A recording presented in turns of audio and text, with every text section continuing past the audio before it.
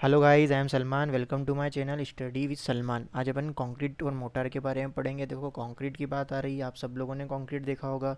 अपन समझते हैं कंक्रीट क्या होता है। देखो, कंक्रीट की अगर अपन बात करें तो it is the mixture of cement, sand, water and aggregate is called concrete. मतलब क्या होता है कि जो सीमेंट होती है, सेंट होती है, वाटर होता है, एग्रीगेट होता है, इनको आपस में मिक्स करके अपन बनाते हैं, उसको बोलते हैं अपन कंक्रीट।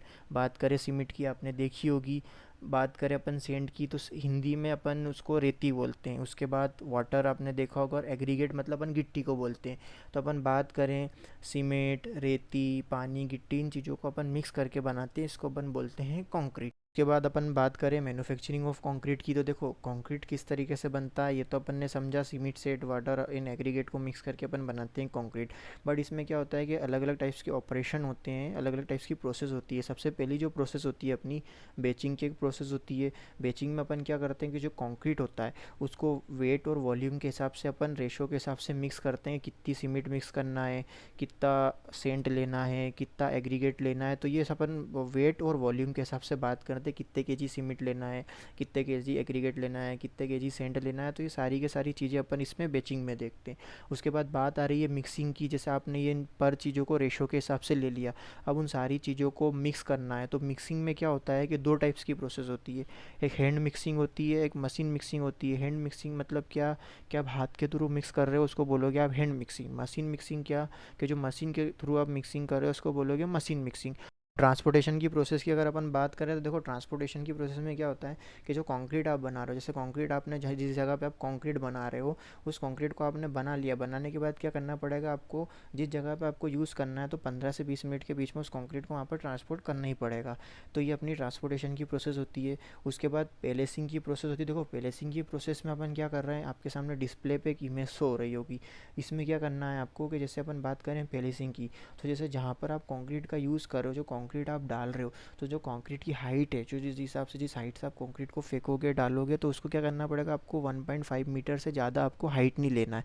उससे ज़्यादा अगर आप हाइट लेते हो तो क्या होगा कि जो एग्रीगेट है वो क्या होगा कि अलग हो जाएगा सीमेंट सेंट से। तो ये सारी की सारी चीज़ें अपनी पेलेसिंग की हो गई। उसके बाद अपन बात करें कॉम्पेक्शन की प्रोसेस की, तो देखो कॉम्पेक्शन का मतलब क्या होता है कि जो एयर वाइड रेशो, जो एयर वाइड अपनी प्रेजेंट है कंक्रीट के अंदर, एयर वाइड रेशो को रिमूव करते हैं अपन, तो कॉम्पेक्शन की प्रोसेस अपन उस पर अप्लाई करते हैं।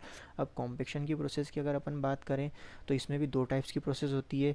एक हैंड प्रोसेस होती है, एक मशीन प्रोसेस होती है। हैंड प्रोसेस में अपन क्या करते हैं कि एक स्टील की रॉड लेंगे, स्टील की रॉड से अपन क्या करेंगे, उसमें टैपिंग करेंगे।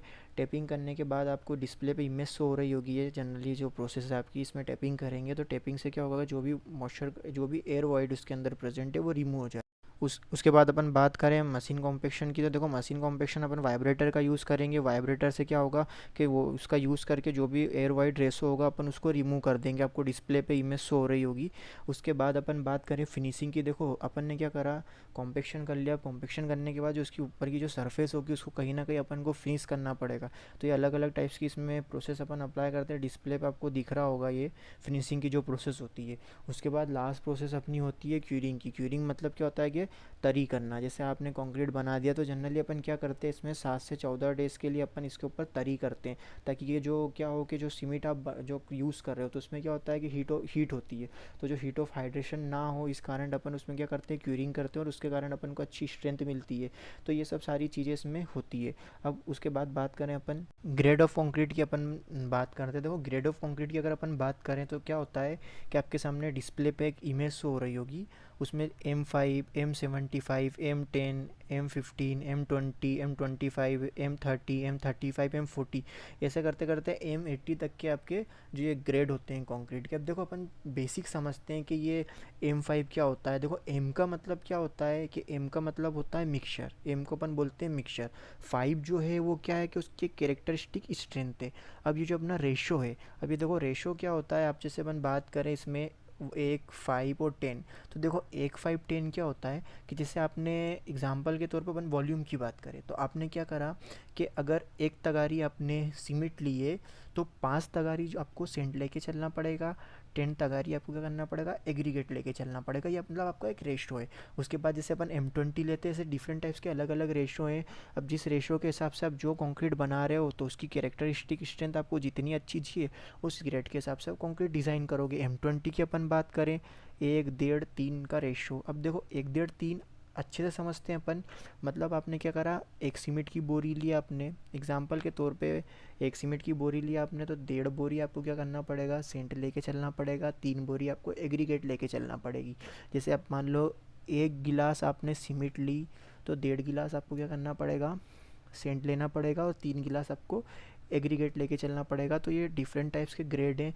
इस ग्रेड के बेस पे अपन क्या करते हैं कि जैसे मान लो आपको जितनी कैरेक्टरिस्टिक स्ट्रेंथ अच्छी चाहिए, उस कैरेक्टरिस्टिक स्ट्रेंथ के हिसाब से अपन क्या करते हैं, ग्रेड ऑफ कंक्रीट प्रिपेयर करते हैं, जैसी जैसी जहाँ पर रिक्वायरमेंट होती है। उसके बाद अपन बात करें क्लासिफिकेशन ऑफ कंक्रीट की, तो देखो क्लासिफिकेशन ऑफ कंक्रीट क्या होता है। आपने कंक्रीट तो देखा है, cement, sand and water aggregate का मिक्स करते हैं। उसके बाद अपन जैसे एक्स्ट्रा चीज़ की बात हो गई, जैसे लाइम्स कंक्रीट हो गया। क्लासिफिकेशन ऑफ कंक्रीट की अगर अपन बात करें, तो लाइम कंक्रीट हो गया, जिप्सम कंक्रीट हो गया, सीमेंट कंक्रीट हो गया, मड कंक्रीट हो गया। जैसे जिसमें लाइम्स का यूज़ होगा वो लाइम्स कंक्रीट, जिसमें जिप्सम का यूज़ होगा वो जिप्सम कंक्रीट, जिसमें सीमेंट का यूज़ होगा वो सीमेंट कंक्रीट, जिसमें मड का यूज़ होगा वो मड कंक्रीट। तो इससे क्लासिफिकेशन होते हैं लाइम्स के। उसके बाद अपन बात करें कुछ बेसिक टर्म्स की, अपन बात कर लेते हैं। तो देखो इसमें क्या अपना सेग्रीगेशन हो गया, इफ्लोरेंस हो गया, ब्लीडिंग हो गई। तो देखो सेग्रीगेशन की अगर अपन बात करें, तो सेग्रीगेशन क्या हो रहा है कि आपने डिस्प्ले पे आपको एक इमेज शो हो रही होगी। इसमें देख रहे होगे आपको कंक्रीट में से अलग से आपको एग्रीगेट्स दिख रहा होगा, थोड़ी सी गैपिंग आ रही होगी। तो ये क्या होता है, सेग्रीगेशन क्या होता है कि जब आप प्रॉपर कॉम्पेक्शन नहीं कर पाते हो, तो जो एयर वाइड रेशो प्रेजेंट रहता है कंक्रीट के अंदर, उसके बाद ये ऐसा होता है कि एयर के कारण ये जैसे आपको एक गिट्टी वगैरह अलग से दिख रही होगी। तो ये आपकी एक सेग्रीगेशन की एक प्रोसेस होती है जो आपको डिस्प्ले पे दिख रही होगी। उसके बाद इफ्लोरेंस की बात करें, देखो इफ्लोरेंस टेस्ट अपन ने सीमेंट में भी पढ़ा है, स्टोन्स में भी पढ़ा है। तो इफ्लोरेंस टेस्ट क्या आपको दिख रहा होगा, या वाइट वाइट ऐसे चेसेस आ जाते हैं कंक्रीट के ऊपर। ब्लीडिंग की अपन बात कर लेते हैं। देखो ब्लीडिंग क्या होती है कि जब आप कंक्रीट बनाते हो, तो ज़्यादा अमाउंट में आप वाटर उसमें ऐड कर लेते हो। तो जब फिनिशिंग का काम करते हो, तो जो वाटर रहता है वो ऊपर सरफेस पे आ जाता है। तो ये जो आपको सामने डिस्प्ले पे इमेज शो हो रही होगी, ये जो आपको होता है, ये जो प्रोसेस होती है, इसको अपन बोलते हैं ब्लीडिंग। के बाद अपन बात करें factor affecting the workability of concrete. क्या क्या फैक्टर अफेक्ट कर सकते हैं वर्केबिलिटी ऑफ कंक्रीट को। तो देखो डिफरेंट टाइप्स के फैक्टर होते हैं। सबसे पहले अपन बात करें अमाउंट ऑफ सीमेंट की। जिस अमाउंट में आपको सीमेंट डालना है, उस अमाउंट में आपने सीमेंट का यूज़ नहीं करा, ये भी एक फैक्टर हो सकता है। साइज ऑफ एग्रीगेट की बात करें, तो आपको जिस साइज़ का एग्रीगेट यूज़ करना था, वो साइज़ का एग्रीगेट नहीं यूज़ करा आपने, वो भी एक फैक्टर हो सकता है। शेप ऑफ एग्रीगेट हो गया, 2 टाइप्स के शेप होते हैं, जैसे एग्रीगेट के एंगुलर हो गया, सर्कुलर हो गया। आपको लेना था एंगुलर, आपने नहीं लिया, ये भी एक फैक्टर हो सकता है। कॉम्पेक्शन की जो प्रोसेस होती है, आपने प्रॉपर उसको कॉम्पैक्ट नहीं करा। अगर आप उसको प्रॉपर तरीके से कॉम्पैक्ट नहीं कर पा रहे हो, तो जो एयर वॉइड रेशो उसके अंदर प्रेजेंट है, ये भी एक टाइप्स का उसके फैक्टर्स हो सकता है। क्यूरिंग की बात करें, आपने क्यूरिंग तरी वगैरह उसको अच्छे से नहीं करी, ये भी एक फैक्टर हो सकता है। ऐसे डिफरेंट टाइप्स के फैक्टर्स अफेक्ट करते हैं वर्केबिलिटी ऑफ कंक्रीट को। उसके बाद अपन बात करें टेस्ट फॉर कंक्रीट की। डिफरेंट टाइप्स के टेस्ट होते हैं कंक्रीट के। कॉम्प्रेसिव स्ट्रेंथ टेस्ट की अपन बात करते हैं। तो कॉम्प्रेसिव स्ट्रेंथ टेस्ट क्या होता है कि अपन एक्चुअल में जो कंक्रीट की जो स्ट्रेंथ होती है, जो कॉम्प्रेसिव स्ट्रेंथ होती है, उसको देखने के लिए अपन करते हैं। तो कॉम्प्रेसिव स्ट्रेंथ क्या होती है कि जो कंक्रीट होता है, आप देखा होगा कि उसको दबाते हैं तो वो दबता नहीं है। तो इसीलिए अपन उसमें कॉम्प्रेसिव स्ट्रेंथ टेस्ट करते हैं। अपन बात करते हैं, देखो सबसे पहले अपन क्या करेंगे, 6 क्यूब लेंगे। 6 क्यूब आपको लेना है।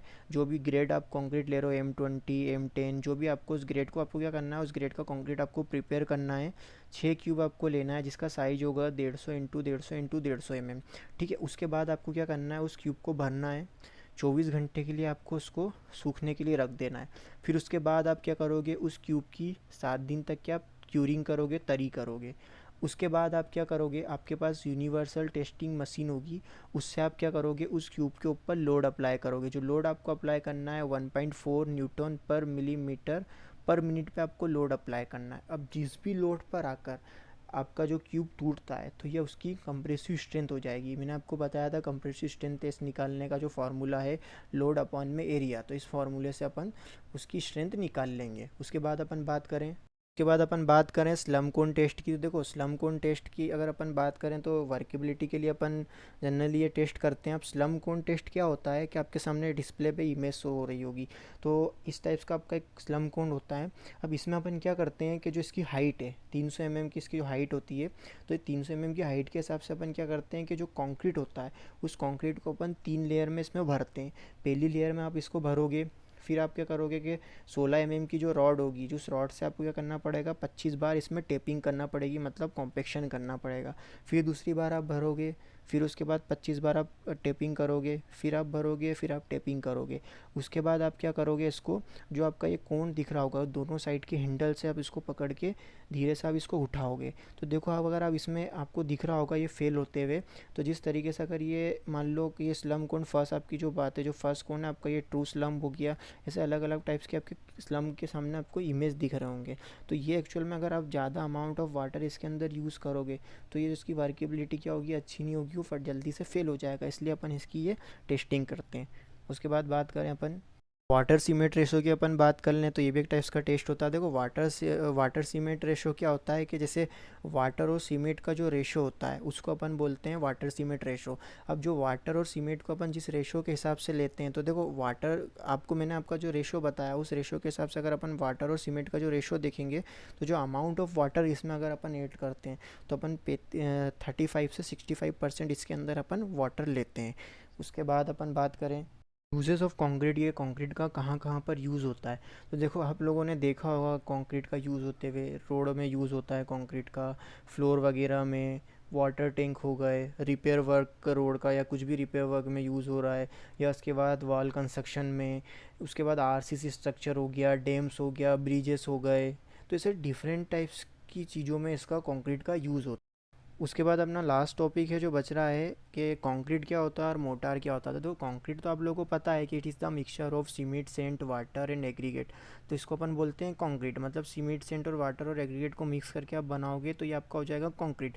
उसके बाद मोटार की अपन बात करें, देखो मोटार में क्या होता है कि जो मोटार एक्चुअल में होता है सीमेंट, सेंट एंड वाटर, इन तीन चीज़ों को मिक्स करके अपन बनाते हैं मोटार। अब मोटार का जो जनरली यूज़ होता है प्लस्तरिंग वगैरह में, प्लस्तर आप कर रहे हो है ना, और जॉइंट वगैरह में, मशीनरी वर्क में इसका यूज़ होता है। उसके बाद कंक्रीट का आप लोगों ने देखा होगा रूफ्स वगैरह में, beams, column and different types के स्ट्रक्चर में इसका यूज़ होता है। अब जो मोटार होता है इसकी कंप्रेसिव स्ट्रेंथ क्या होती है, कम होती है। कंक्रीट की कंप्रेसिव स्ट्रेंथ क्या होती है, ज़्यादा होती है। ये जो बेसिक टॉपिक्स था आपका कंक्रीट के अंदर वो कवर हो गया है। Thank you for watching my channel, please like and subscribe. Thank you.